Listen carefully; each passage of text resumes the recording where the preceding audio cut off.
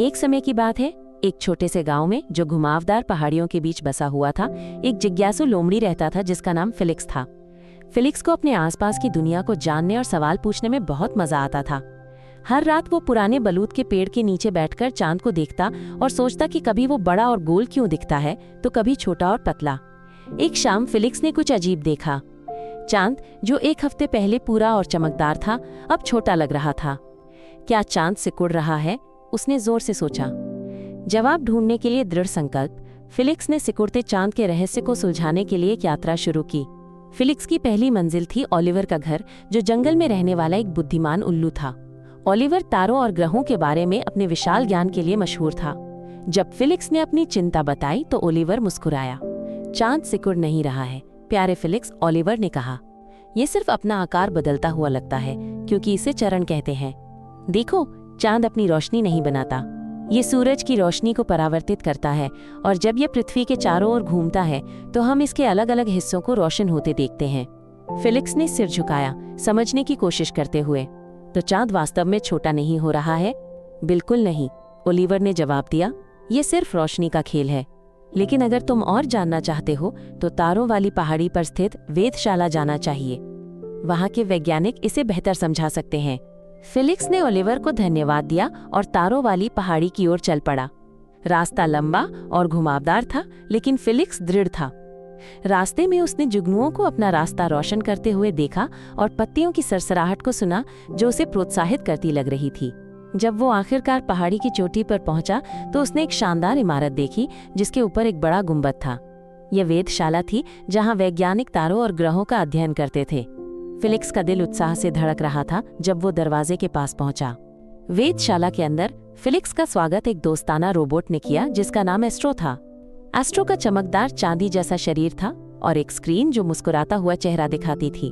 स्वागत है फिलिक्स, मैंने सुना है कि तुम चांद के बारे में उत्सुक हो, एस्ट्रो ने कहा। हाँ, मैं जानना चाहता हूँ कि ये सिकुड़ता हुआ क्यों लगता है, फिलिक्स ने जवाब दिया। एस्ट्रो ने फिलिक्स को एक बड़े टेलीस्कोप के पास ले गया। इधर से देखो, एस्ट्रो ने कहा। फिलिक्स ने लेंस के माध्यम से देखा और हैरान रह गया। वो चांद को करीब से देख सकता था, उसके गड्ढों और पहाड़ों के साथ। चांद सिकुड़ नहीं रहा है, एस्ट्रो ने समझाया। यह चरणों से गुजरता है क्योंकि यह पृथ्वी के चारों ओर घूमता है। मैं तुम्हें दिखाता हूँ। एस्ट्रो ने पृथ्वी, चांद और सूरज का एक होलोग्राफिक मॉडल सक्रिय किया।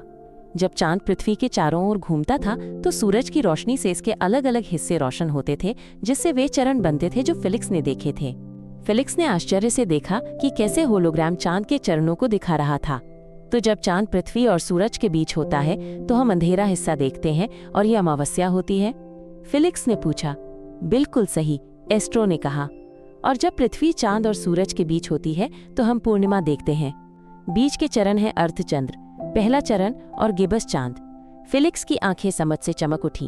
ये तो एक ब्रह्मांडीय नृत्य जैसा है। हाँ, एस्ट्रो ने कहा।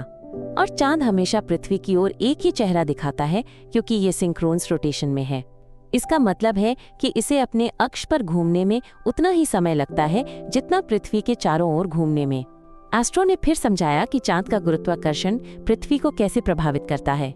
चांद का गुरुत्वाकर्षण पृथ्वी के महासागरों को खींचता है, जिससे ज्वार भाटा बनते हैं, एस्ट्रो ने कहा। इसलिए समुद्र का पानी हर दिन ऊपर नीचे होता है। फिलिक्स के कान खड़े हो गए। तो चांद समुद्र के लिए एक विशाल चुंबक जैसा है? कुछ हद तक हाँ, एस्ट्रो ने जवाब दिया। ये उन कई तरीकों में से एक है जिससे चांद हमारे ग्रह को प्रभावित करता है। एस्ट्रो ने फिलिक्स को चांद के इतिहास के बारे में एक वीडियो दिखाया। अरबों साल पहले एक विशाल वस्तु पृथ्वी से टकराई और उसके मलबे से चांद बना, एस्ट्रो ने समझाया। इसलिए चांद पर इतने सारे गड्ढे हैं।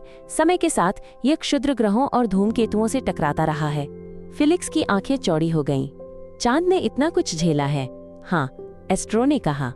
और ये अभी भी बदल रहा है, लेकिन बहुत धीरे धीरे। एस्ट्रो ने फिर चंद्र ग्रहण के बारे में बताया। कभी कभी पृथ्वी सूरज और चांद के बीच आ जाती है और चांद पर अपनी छाया डालती है। इसे चंद्र ग्रहण कहते हैं, एस्ट्रो ने कहा। क्या चांद गायब हो जाता है? फिलिक्स ने पूछा। पूरी तरह से नहीं, एस्ट्रो ने जवाब दिया। ये लाल रंग का हो जाता है क्योंकि सूरज की रोशनी पृथ्वी के वायुमंडल से गुजरती है। ये एक खूबसूरत नज़ारा होता है। चांद के बारे में इतना कुछ सीखने के बाद फिलिक्स ने एस्ट्रो को धन्यवाद दिया और घर लौट आया। उस रात बलूत के पेड़ के नीचे बैठकर उसने चांद को नई नज़र से देखा। अब वो इसे सिकुड़ते हुए नहीं बल्कि रहस्यों से भरी एक आकर्षक दुनिया के रूप में देखता था। फिलिक्स ने अपने दोस्तों के साथ अपना नया ज्ञान साझा करने का फैसला किया। उसने एक छोटा टेलीस्कोप लगाया और चांद के चरणों, उसके गुरुत्वाकर्षण और इतिहास के बारे में समझाया। सभी हैरान थे और फिलिक्स को सिकुड़ते चांद के रहस्य को सुलझाने पर गर्व हुआ। जब फिलिक्स उस रात तारों के नीचे लेटा हुआ था तो उसने सोचा कि ब्रह्मांड में और कौन से रहस्य छिपे हुए हैं। शायद एक दिन मैं खुद तारों की खोज करूंगा, उसने सोचा। और इस तरह फिलिक्स सो गया, दूर दराज की आकाश गंगाओं के सपने देखते हुए।